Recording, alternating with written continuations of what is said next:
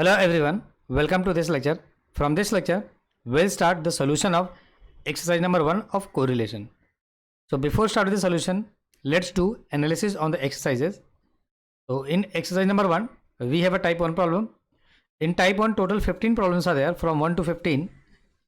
And then we have type 2. Type 2 contain total 2 problem. Then we have type 3 and type 3 contain total 2 problem, right? So in this lecture and in coming few lecture, we're going to complete each and every types of problem of correlation. So now we'll go to the problem solving part. This is the problem number 1 of exercise number 1. And here they are saying here we need to calculate coefficient of correlation between x and y from the following data. And in the data samples, the variable x and the variable y is given. For both the variables, 5 different samples are given. Like for the variable x, the data samples are 3, 5, 4, 6, 2. And for the variable y, the data samples are 3, 4, 5, 2, 6 is given. If we want to calculate coefficient of correlation, then we'll have to use this formula. The formula is very simple. R equal to summation of x minus x bar into y minus y bar. And denominator we have square root of summation of x minus x bar square into summation of y minus y bar square. So if we want to calculate coefficient of correlation, then here we need to find the intermediate parameter. Intermediate parameter is nothing but here we need to find the value of x bar, value of y bar, and after calculating x bar and y bar we need to find x minus x bar, then y minus y bar, and denominator also we need to calculate x minus x bar of the whole square, y minus y bar of the whole square, and after that we'll do the summation of both the things. Since many intermediate parameters are there, so to calculate coefficient of correlation, along with this formula, here we need to find all the intermediate parameter which is present in this particular formula. I hope you understood this thing, right? To calculate intermediate parameter, here we'll use the table, and with the help of the table, we're going to calculate everything, right? So now I'm going to make a table here. So from this table, we're going to calculate everything. Since two variable here we have, variable x and variable y. So in first column, I'll write the variable x. Second column, I'll write the variable y. The variable x is given 3, 5, 4, 6 and 2. For the variable y, they have given 3, 4, 5, 2 and 6. Now they are saying here we need to find x bar. To calculate x bar, we should have the value of summation of x. To calculate y bar, we should have the value of summation of y. Summation of x is nothing but addition of x, right? Addition of all values of x. So if I'm going to perform the addition of x, so 3 plus 5 become 8, 8 plus 4 become 12, 12 plus 6 become 18 plus 2, 20, right? So everything will be 20. Similar case, after performing the addition of second column, here we'll get again 20 only. So here we have calculated summation of x and summation of y. Now after that, we'll find the value of x bar.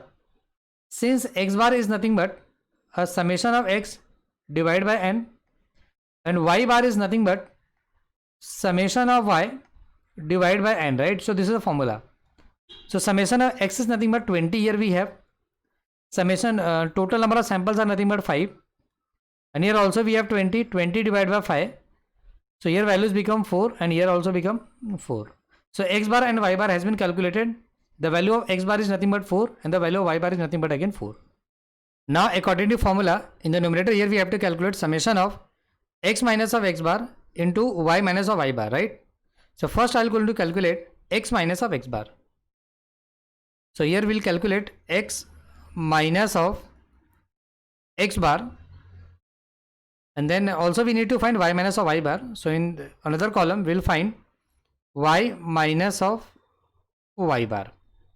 Since the value of x bar has been calculated and it is nothing but 4, so we're going to put this thing, and the value of y is also calculated, y bar is also calculated, and it is nothing but 4. So here we need to find x minus of 4.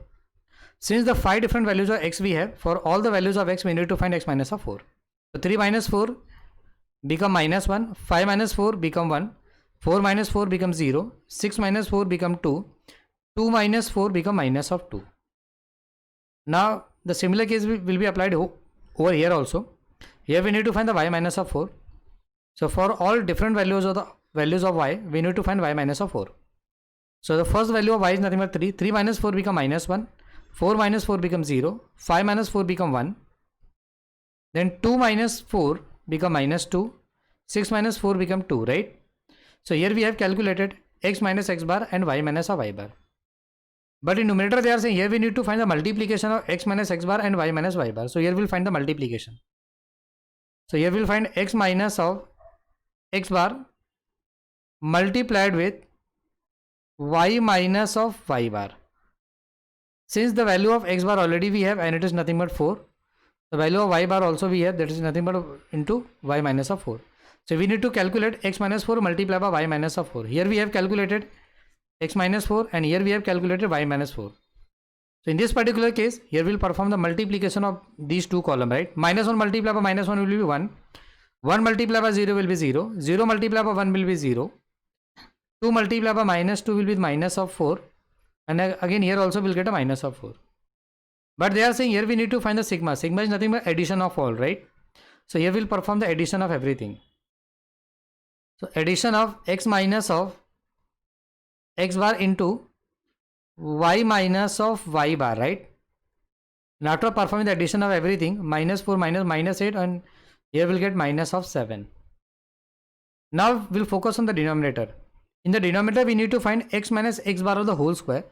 So since x minus x bar has been calculated in third column, so here we'll take the square of that thing. X minus of x bar of the whole square we need to calculate over here, right?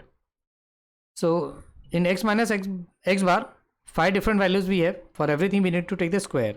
Minus 1 square will be 1, 1 square will be 1, 0 square 0, 2 square 4 and minus 2 square become 4. Similar cases here also, right?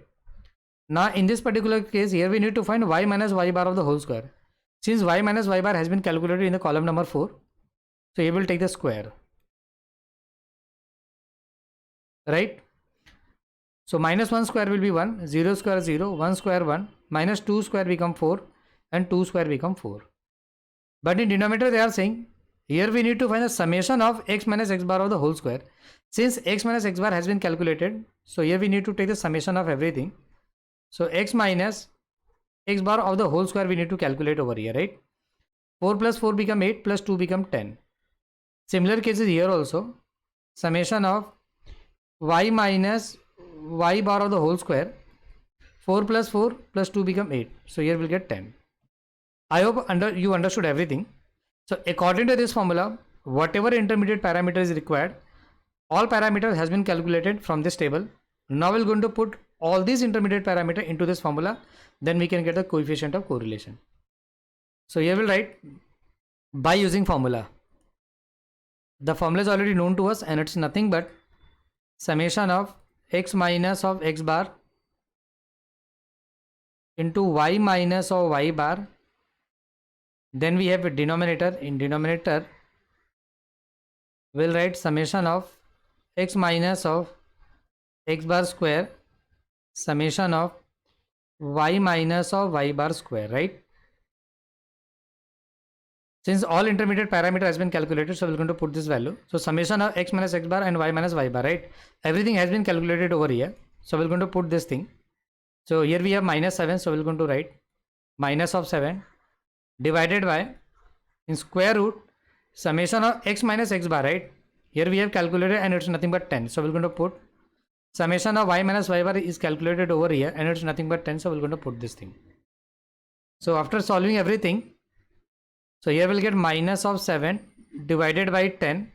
Minus 7 divided by 10 will be nothing but equal to minus of 0.7. So this is final answer.